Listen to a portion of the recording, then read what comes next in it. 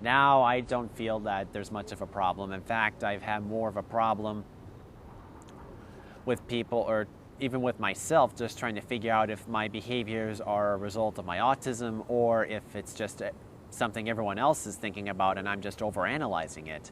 You wouldn't be able to like pick him out of a crowd and be like, oh my God, he's autistic. There's some people who are very, very highly verbal and they have autism, and there's other people who aren't verbal at all who have autism. It has taught me about going slow with other people, about communication styles. When I left high school, Mike made it try to keep in contact with me, and most people I didn't really keep in contact with. And so then I got to really know him, and then I felt more comfortable, knowing that he was okay with me asking questions about his autism. It was something like, oh, that's why he acts like that. Okay. And I treated him the way that I always treated him. I didn't treat him any different because I feel that would be wrong to treat people somebody different just because you find something new about them. I have had some interesting little interactions where somebody with autism that I was working with at the high school level might have come in and said something just not terribly appropriate to the context, or would barge into the office without even saying hello. With the kids, they would isolate and like hunch over and be like, don't touch me. And if you tried to touch them, some of them, they would cry, and some of them, they would take their things and they could touch their own things. Their communication was mainly through their actions, and Mike was communicating through his words and his actions. So combined, to me, it was a completely different aspect of autism that I'd ever seen. I didn't know that he was autistic until for a couple of years, so I just thought he was just weird. Really, it's just been an issue of just going back over and over again until I figure out how to communicate with people. So for instance, I used to be the bass player for Enchanted Ape, and I gave that up in preference for them finding a bass player that doesn't have problems like that. I recall a situation in which a student that I was working with had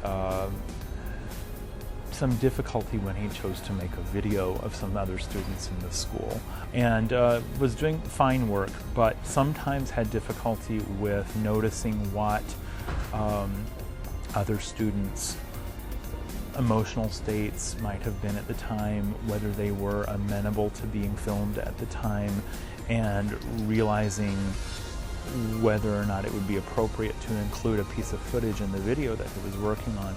And the trouble with that came out of having trouble with discerning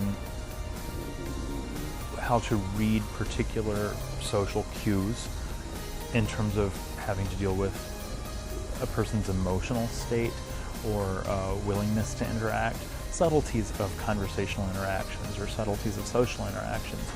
And it caused the student distress to realize later that someone had been very upset about the footage. Find the things that you're doing that no one else is doing, and then work to eliminate that from your behaviors. We spent some time in therapy talking about that issue and breaking down what some of the problems were, and then determining that sometimes it's useful to go back and make amends, and how to do that, how to approach that, and what are some of the ways to use language to engage someone socially in a repair situation where you have to repair an interaction that has suffered some damage.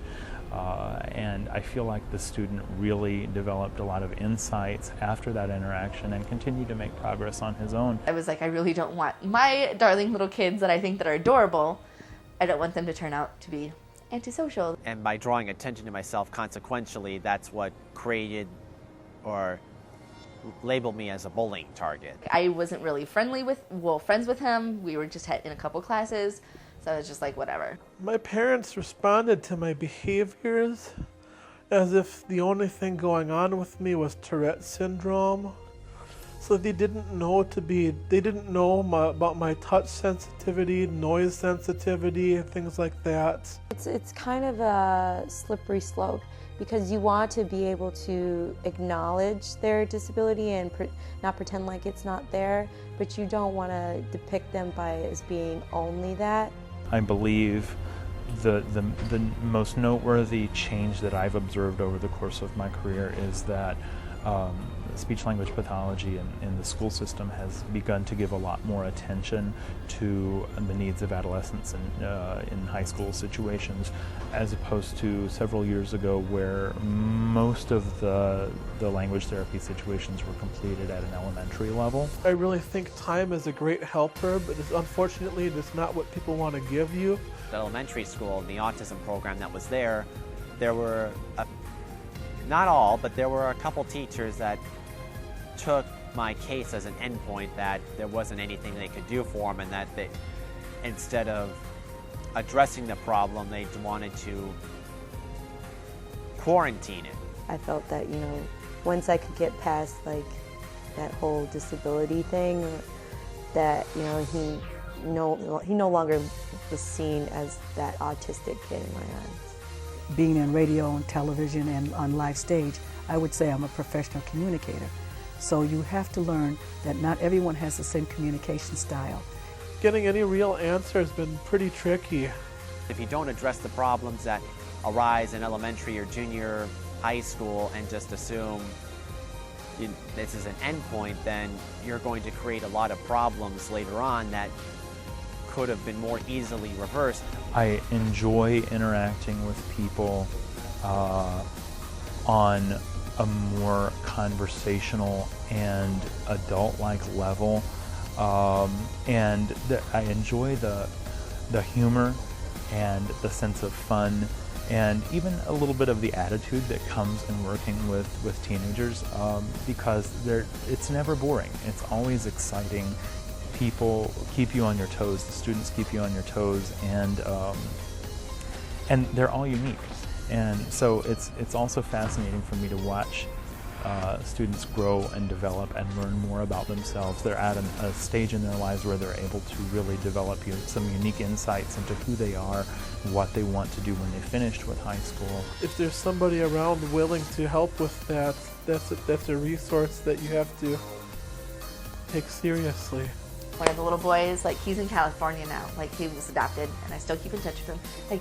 He talks and he communicates, and he doesn't mind when people touch him and pick him up, because he was one of the ones that would isolate and not want to be touched at all and just cry hysterically if you'd pick him up. He's older now and he's grown up and amazing progress, and he's really good. I kind of thought once he had it was something kind of much more severe.